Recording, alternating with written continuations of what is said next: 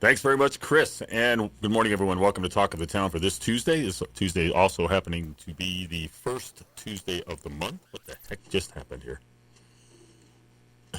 Was that? Okay.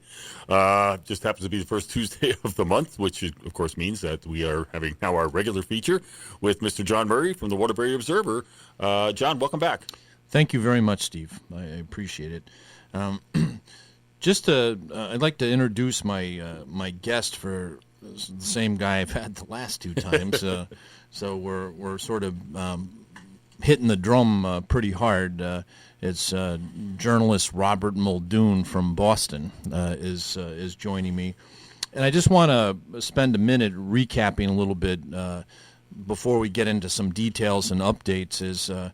Bob and I worked together at the Register Citizen up in Torrington back in the 1990s, and we were collaborating on a investigative story looking into the murders of sex workers that were being picked up in Waterbury. They were Waterbury girls, and they were murdered, and their bodies were being dumped in the Campville section up in Harwinton, just up Route 8.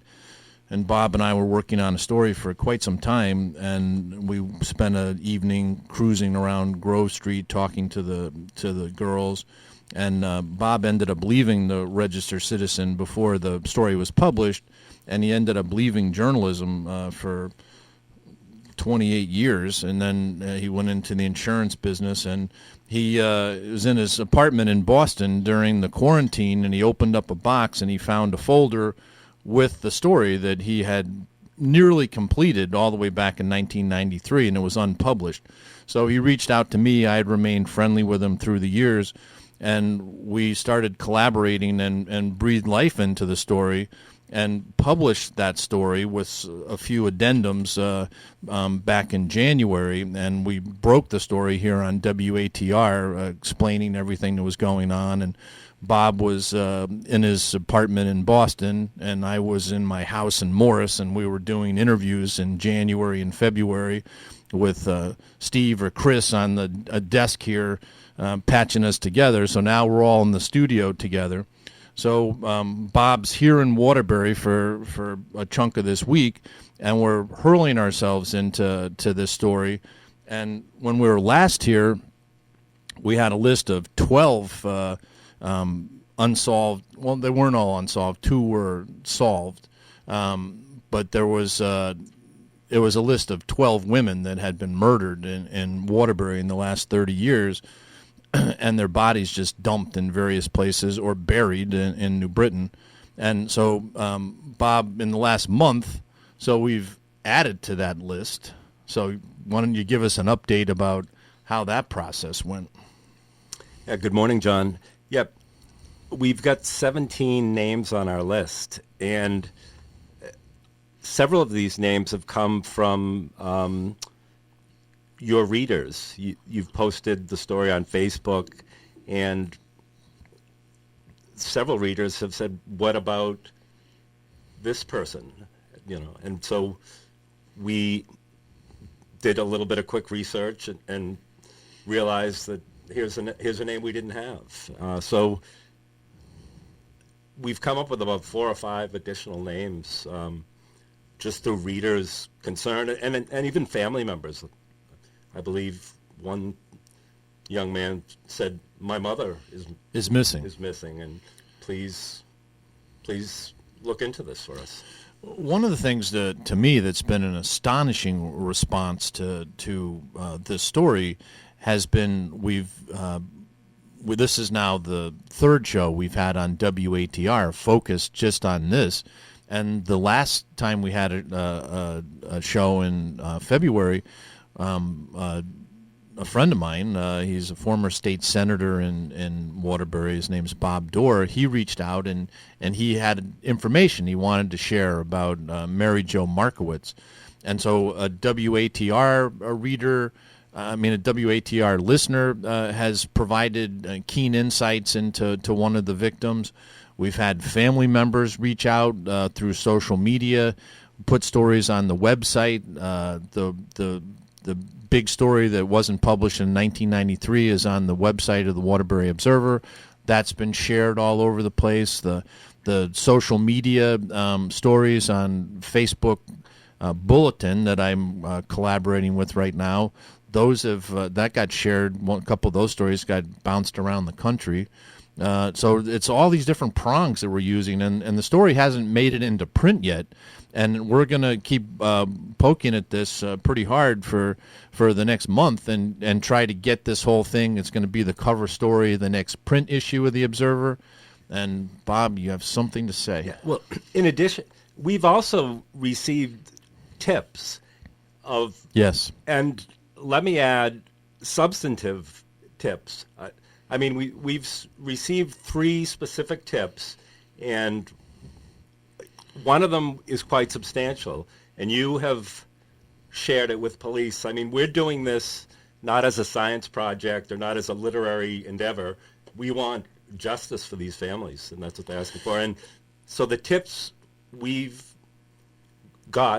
investigated ourselves, and also where we felt there was substance to them, you've shared them with the Waterbury police. Yeah, that's a very good point, and it's also it's important to link too is that there's when you're looking at 17 different murders, and 3 of those murders are linked to the #1 serial killer in Connecticut history, this guy William Devon Howell, who murdered, I think it's 6 or 7, and he's been tried and convicted, and he's spending his life in prison and 3 of those girls were Waterbury girls. So he was picking girls up on Grove Street and abducting them, torturing them, doing horrible things to them for a day and a half, murdering them, and then burying them in New Britain behind, I think, the West Farms Mall. And so those 3 cases have been, there's some closure to it all. But is he involved in more of these cases? We're trying to patch that together. There's also a rash of similarities between stories of women that are picked up in Waterbury, and they have drug problems. They're sex workers. They vanish, and they end up in the Campville section of Harwinton. So we just had, this is not just all cold cases. And while we're doing all this, we end up with, in December, someone walking a dog on Campville Road in Harwinton finds another body. And so then there's reports in December of 2021 that there's another victim in the same area that 3 other women have been found, right? 3 other women? 4. 4 others. So she's the 5th? Yep. So 5 women end up in the same desolate area right along the Naugatuck River. And so she was identified last week. And what do we know about her? Her name is Brianna Beam. She was 20 years old. She was reported missing in April of 2021, and her remains were found by the Naugatuck River on December 19th, as you said. Other than that, the reporting is pretty spare. I mean, she was last seen in Waterbury, but she has ties, it says, to Thomaston, Bristol, and Rhode Island. Beyond that, we're gonna keep digging, but that's... Yeah, right before we came to the show, I spent a little time this morning Googling her, and so she was reported missing in Pawtucket, Rhode Island in the spring of 2021, and so she was living there, and a few articles online are saying, what happened? Where did she go? And she ends up murdered in Campville area, in this infamous area. So we don't know anything about her. We don't know anything about her ties to Waterbury, who knew her. So if someone's listening and they knew Brianna Beam, please reach out to us. We're trying to humanize this young lady. She's 20 years old, and she's murdered and dumped along the Naugatuck River. And so we can't even find some of the articles online say can't find her parents, they can't find family members. It's like, where did she come from?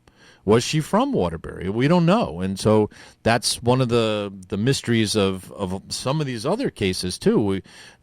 Trying to literally put details and life back into these people, because they were important. People loved them. They loved people, and they had troubles, many of them, and that led them to a very vulnerable position where they're getting picked up by somebody with ill intentions. But I want to go through this. Bob lives in Boston. He came down, and he's staying in Waterbury, in downtown Waterbury, for a chunk of the week. And I picked him up, and the first thing we did, I just drove him around the city. So we looked at Holy Land, went through the South End, drove around downtown, and then we started really what was amounted to a death tour. As here's the green, you just turn up this road, and then here's Grove Street, where Bob hasn't been on Grove Street since January 1993, when we spent a night walking up and down the street talking to the sex workers. And so we drove along Grove Street. And how did that impact you when you came back to this place? Yeah, I mean, we went out there on January 9th, 1993, 3 days after a woman named Evelyn Betancourt had been shot 4 times in the head and dumped over in the Campville area. And that was, at that time, the 4th woman who died within the past couple of years whose body was found over there, whose remains were found there. So we went out that night to Grove Street, where women were being picked up and murdered and dumped in Harwinton. And it was a kind of a scary night. I mean, death literally hung in the air, because the last woman had been, Evelyn had been murdered 3 nights before. And we started talking to women, and some of them, I mean, they alluded to it. They knew it happened, but they were, what we found was that there were women who were sex workers who were taking the money they got from that and then buying drugs. I mean, they admitted to us at that time, they talked to us, they were using P-dope, which is like a synthetic heroin, which was popular at that time, and also crack cocaine. Mm-hmm. What was most astounding about that night is we met a woman who actually gave her name. Most of the we talked to 5 women, 4 women, in fact. 3 of them would not give their name, but they would tell their story. But we met one woman who gave her name, gave her age, gave her that she had a child, and her name was Frederica Spinola, and she made a vivid impression on both of us. And you know, what we learned later was heartbreaking, but we met Frederica that night, and that was something we'll never forget. Once we, just to recap for anyone who didn't hear or hasn't read our stories or seen or listened to the last 2 shows that we've done, is once Bob found the story in Boston, I had a photograph, an 11 by 14 photograph of Frederica. She agreed to be photographed, and there's this haunting photograph of her standing on a street corner and with cars whizzing by, and I didn't know her name. You left the paper. The thing had never gotten published. You had all these notes, all the details. I was photographing things, and we just had a disconnect. And I had a photograph of her that ended up being printed, and it was shared at a photojournalism exhibit at University of Connecticut back in the 1990s. Just an unnamed sex worker in Waterbury. And your notes were so detailed that we both knew that this was the woman who had really impacted us that night. I didn't know her name. You, within seconds, said it's Frederica Spinola. She's Cape Verdean. her age. It was bing, bing, bing. And then we got off the phone, and you did a Google search, and she died 18 months later. She was in a van with driven by a guy from Kelly Transit, and she leapt, pushed, fell, we don't know, but she ended up on Route 8, not far from the Campville section, and was run over and killed. So immediately then the story just took a wild twist in both of our hearts, is that here's this woman that we had connected to so intensely, and she had been so vulnerable and shared her story, have this haunting picture of her, and now she's gone. And so that fueled us to start finding out more information, and that led us to Karen Everett and Mildred Alvarado and the Betancourt murder, and which was part of your story at first, but the Karen Everett and Mildred Alvarado were just sweeping by. But we'll go through all the names and stuff, but I just want to... John, tell her what conversation you had with Rika that night. Well, they all asked us when we came up, they're like, "You the killer?" It's like kind of, wary, but like it wasn't a joke, but it was kind of, I don't even know how to describe it. It was gallows humor. Death was in the air. A woman had been murdered. The fourth woman had been murdered 3 days before. So they were they all knew her, scared. And that goes back, and I'll share that other story in a second. But that goes back to if you work at Cumberland Farms and your fellow employee is the guy behind the counter is dead, and then a couple weeks later the guy stocking the shelves is dead, like you're not going to want to go to that Cumberland Farms. And so just common sense says someone's targeting these sex workers on this particular street, and they're ending up dead. So why are you there? And it was the lure of the drugs. They were drug addicts, and it was the power of P-dope, which now it's OxyContin and all these other things. We see the devastation that the opioids has had on America and the world. But back then it was P-dope. I didn't even know what that was. And crack.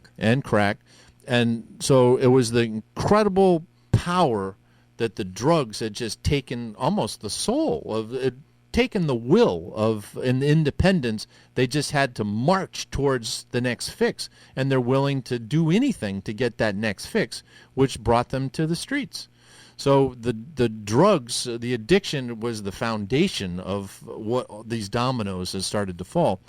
So we went up to Frederica, and she asked, "Are you guys the killers?" And we said no. And then we had this conversation with her, and she was talking, and I said, "Look," I said, "if I told you I was the killer, and I had $20 in my hand and said, 'Will you come with me?' And she looked me over and said, 'You don't look like a killer.' And yes, she would go. So even if I, right to her face, said, 'I'm a killer, but here's $20, will you come?' And she said yes.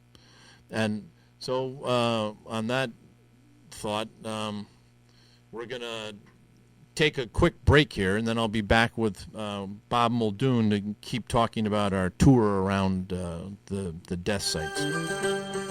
Welcome back to Talk of the Town. I'm Steve Noxon, and as we are doing the first Tuesday of every month here, we invite John Murray to join us here for the Waterbury Observer Hour, and he has brought with him his special guest, Mr. Bob Muldoon, talking about this rash of murders. I guess, have you gotten to the point now where it can be considered a serial killer or multiple serial killers working together? It's unknown right now. It's the police are reluctant to say that there's a serial killer, but clearly there's three of these things seem to be linked, at least. There is a convicted serial killer that's a different killer than we suspect, who's in Cheshire prison right now for killing three of these girls. Another guy's in prison for shooting one. So there's at least three killers involved, and there could be many more. We don't know, but that's to be determined. Yeah. Well, because I've been thinking, and we talked a little bit about this off the air, how many situations like this reoccur or occur across the country? I mean, we hear about especially young women going missing who are never found. I don't know if this is anecdotal, but I have heard that there's like literally hundreds of serial killers just roaming free in the country here. That's a very chilling thought, and as Bob and I have talked a lot, is that there's a New Bedford serial killer that's up to like 15 or so women that have sex workers that vanish and they find their bodies on the side of the road. The Green River killer. That the serial killers particularly seem to prey upon the people, the ladies walking the streets, because they can have easy access to them, gain trust with $5, $10, $20, whatever, and take them to a remote area in their vehicle. And so they're already as vulnerable as you could possibly be, and then willing to surrender their body in exchange for a few bucks. So because of the drug addiction. So it's a real devastating story. But I was talking to Bob about this drive that we went on, and so just continue with that, Bob. So we drove to Grove Street, and then took a right on Grove Street and went up to Linden Street, and so there was a murder of Elizabeth Griswax. Yes, so she was found in that building, bludgeoned to death. And so here's this, it's the old welfare office, I think, and it's got graffiti all over it, broken windows, gaping holes in the back that people can walk in. I looked in it a couple of weeks ago. There's homeless living in there right now. There's little nests of clothes and sleeping bags, and so it's a pretty haunting scene to see that. And we went from Linden Street, and then in some of the descriptions, Frederica Spinola with her case is, and some of the reporting is, we haven't gotten access to the police reports yet that we're trying to get, but she was allegedly came into someone's van in the McDonald's parking lot on Thomaston Avenue, and then the guy drove her north, and then she ends up out of the van on Route 8, about 10 miles north, and right as you enter into Harwinton. She had a scene in McDonald's, and William Devon Howell, the convicted serial killer, goes into grisly detail about picking up two girls on Grove Street, driving to McDonald's parking lot, so right on Thompson Avenue, people are going through the drive-thrus, and he's got girls in his van, and in that van he abducts them. He ties them up and duct tapes them and takes them prisoner. Right in McDonald's parking lot, and takes them north and keeps them prisoner for a while. And so we went to the McDonald's parking lot and just sat there and just felt absolutely, it was just chilling that this is where these journeys started for two of the women. And we went up north, driving along Thomaston Avenue, driving along the river, and went up to Chase River Road, where that's where Mary Jo Markowitz was found. So how were you feeling yesterday as we were going Grove Street to McDonald's? Because we've been talking on the phone and you're reading this stuff, and now we're actually seeing the sites where these bodies were found. I mean, it's haunting.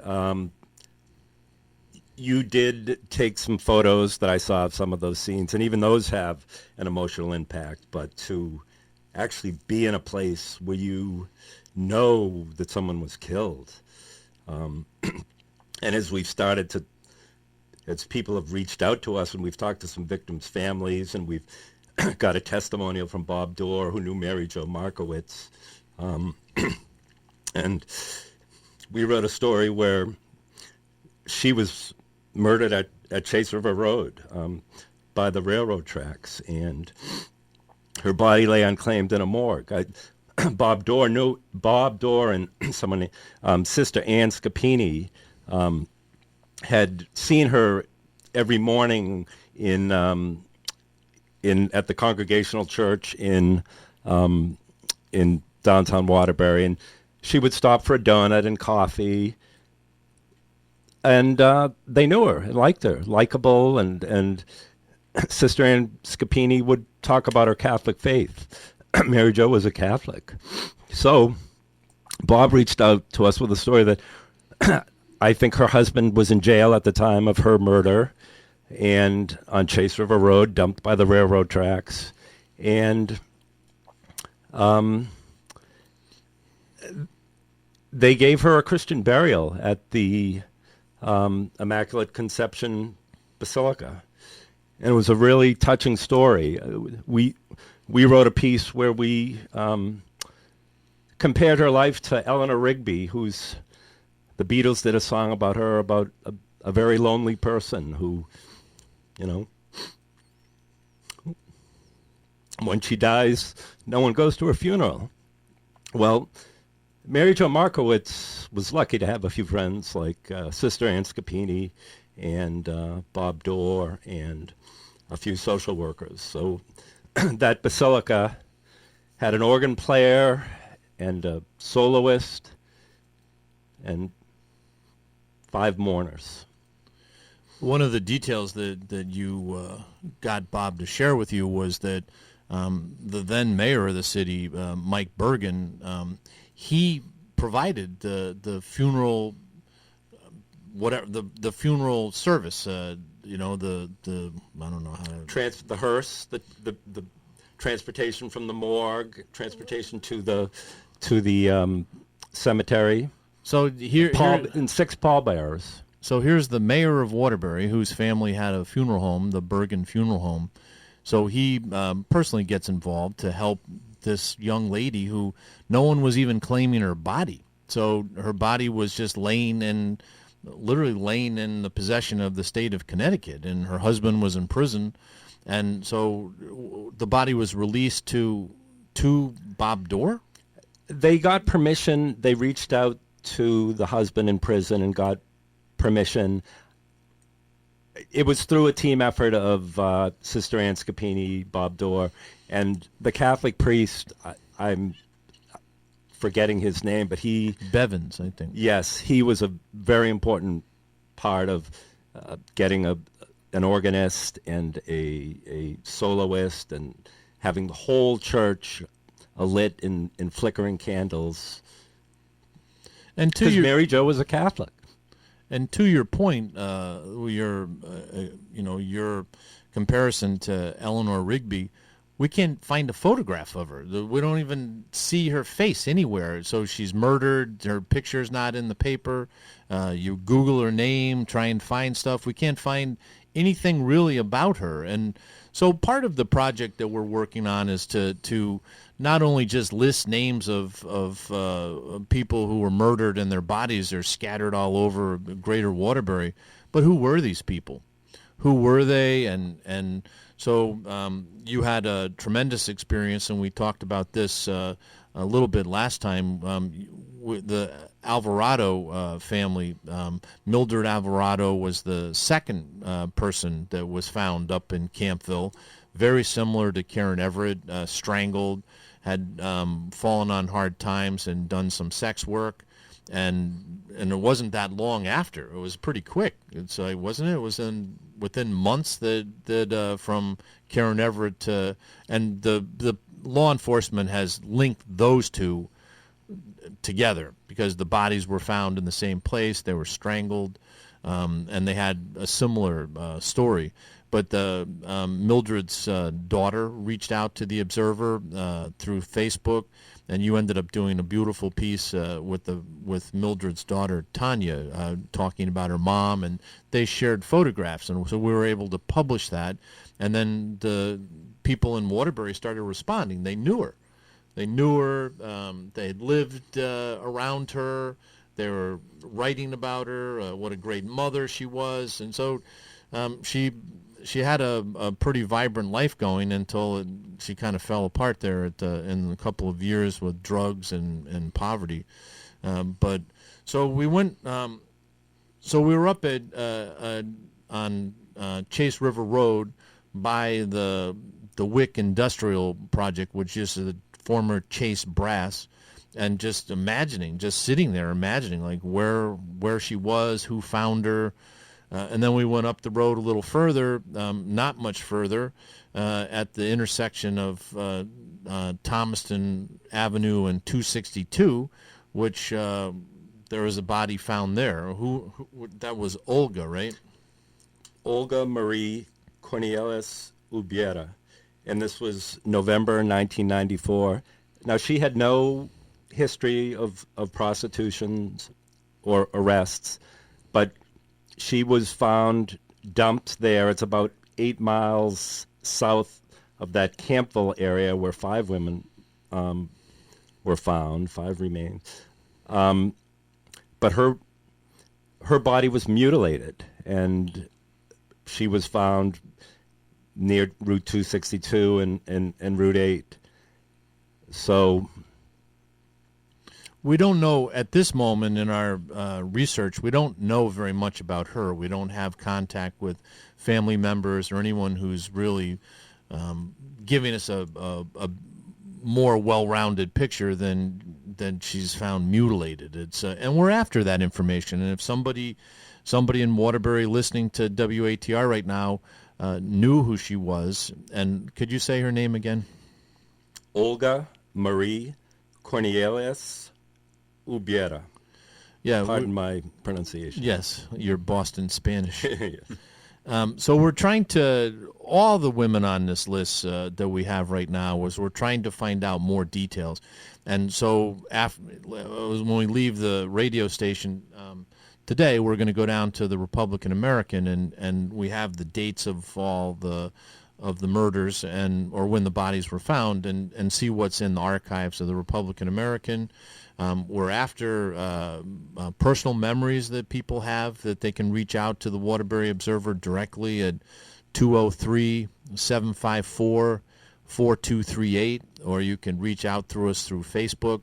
Then the next part of the journey north is we went up and went on Route 8, and we're trying to imagine where Frederica, because we don't have the police report that tells us the exact place, and we're trying to imagine where Frederica had left the van, but before we reached that Harwinton point, there was the Campville exit. So we took the right-hand exit down into Campville and wound down around, and what was that like for you? It was like, here's this area you've been reading about, and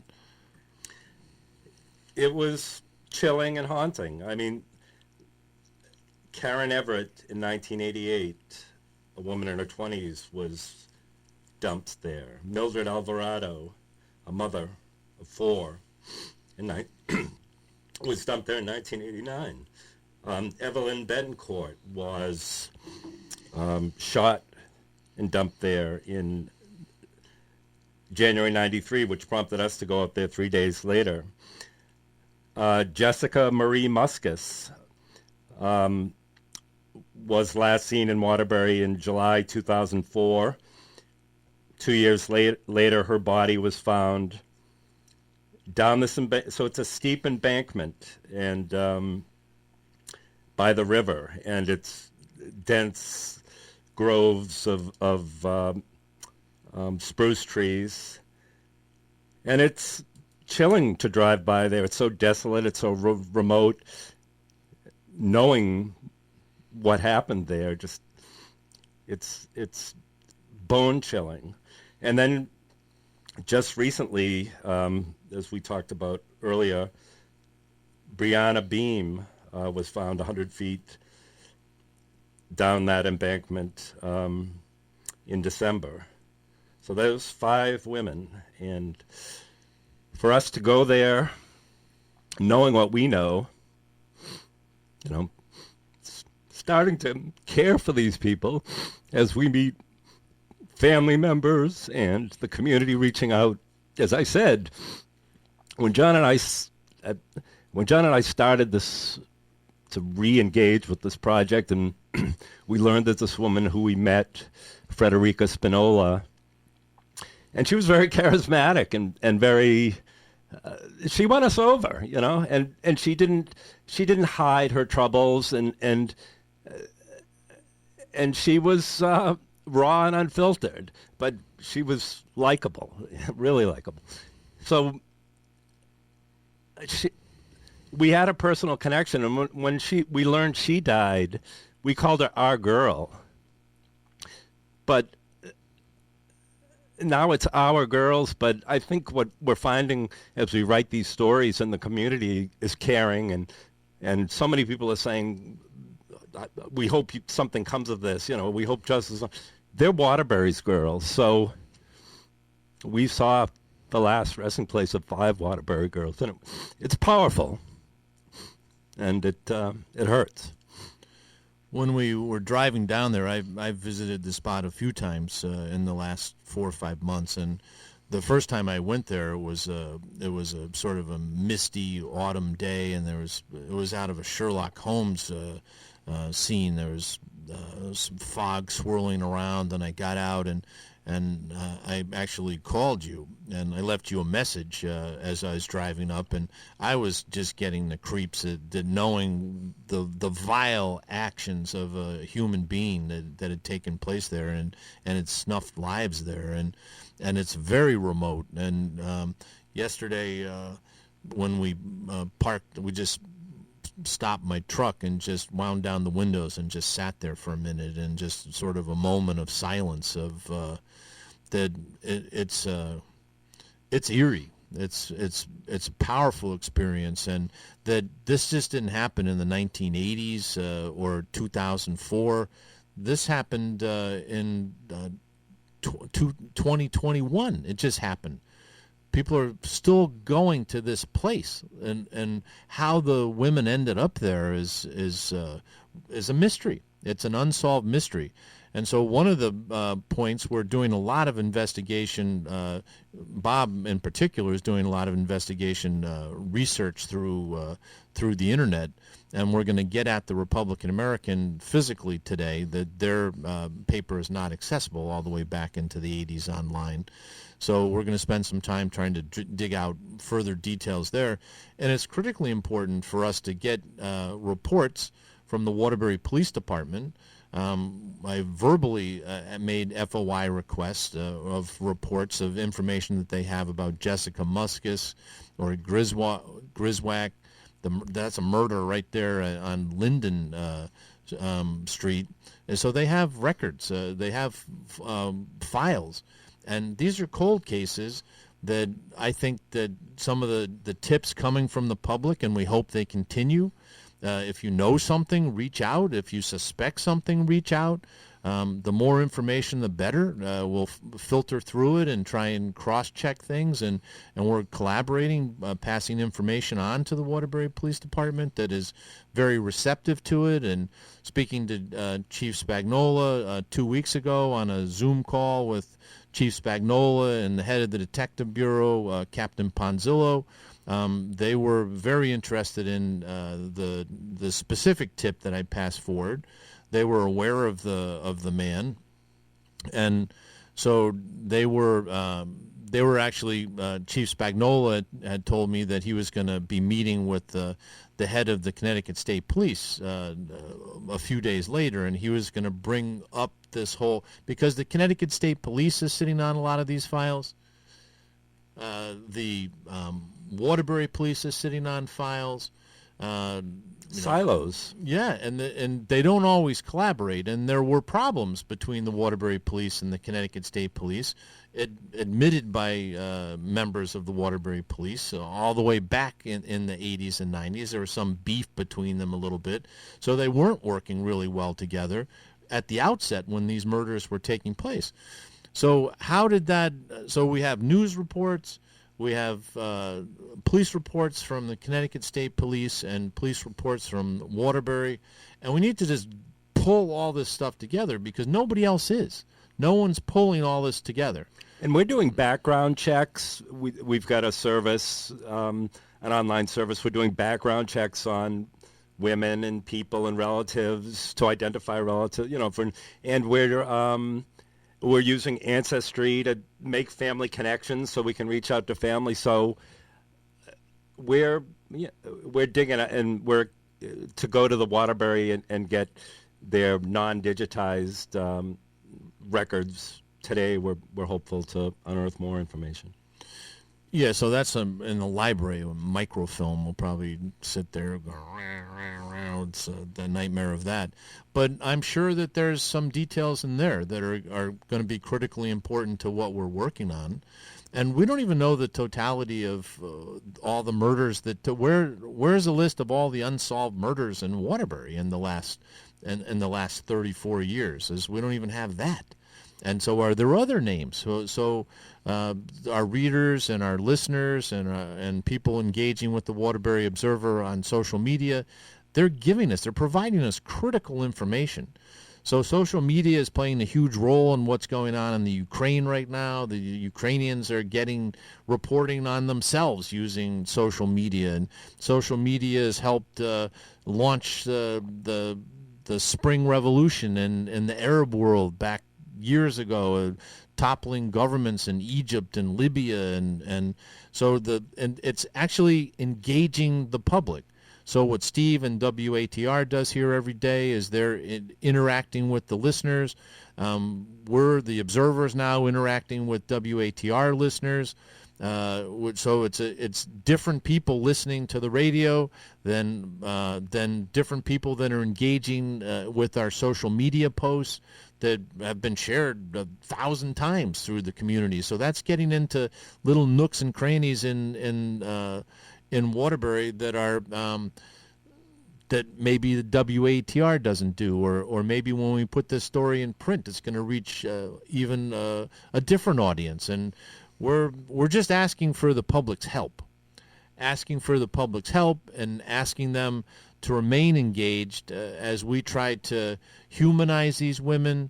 Hopefully we can find justice, but if we don't find justice, we can at least remember them and remember who they are, instead of just a mugshot and a description that she was a prostitute and a drug addict and had 5 arrests. And so that's just an extra kick in the face after being murdered. And so we're trying to breathe life into it. And as you said, these are Waterbury girls. So we have about a minute left. And so what are you hoping to accomplish here in Waterbury in the next few days? Really boots on the ground reporting. I mean, get those newspapers. I've been able to get at like the Hartford Courant and other newspapers that are digitized, but get the Waterbury Republican. If we can talk to police, if we can talk to court records. We've got a hot tip on about getting some court records that could substantiate some really critical information we've got. So anything that involves talking to police or authorities but just walking around and seeing what we saw makes it more personal, more intense, and more disgusting. I agree, and so the Waterbury Observer is going to keep pushing at this. We have this monthly hour show that originally I was just going to have different guests on all the time. So you've been my reoccurring guest here for 3 months, and you probably will be the same the next month. And we're just going to keep pushing at this. So we encourage Waterbury to reach out and respond. And so thank you for coming in here, Bob, and thank you, Steve, for running that complicated board over there. Yeah, it's you don't go to school for nothing. Yeah. Anyway, John, it's always a pleasure to have you in here, and this has really been a fascinating story as you've been unfolding it here over the last couple of months. And I'm really looking forward to next month, and hopefully we can get to some sort of some justice here for these people you're talking about. But I really think that the fact that you're humanizing these people is something that's really important as well. So I want to thank you for those efforts as well. So Bob Muldoon, pleasure to meet you in person, sir. Thank you, John Murray, we'll see you next month. Thank you, Steve. And we'll be back.